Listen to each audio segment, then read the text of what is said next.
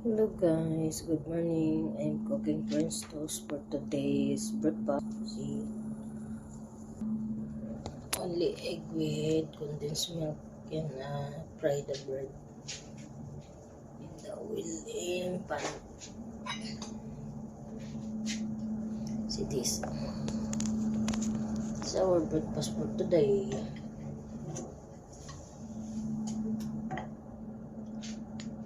There's the one that I already cooked.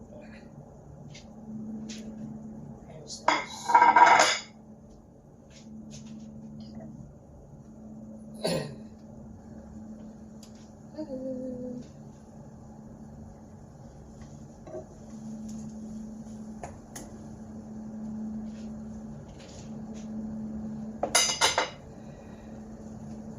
Eggs, and I'll mix the egg with condensed milk, and I'll dip the bread like this.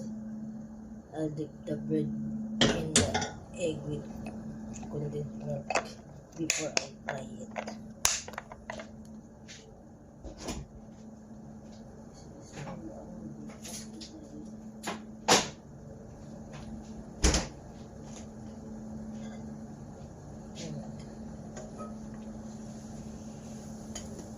Yeah.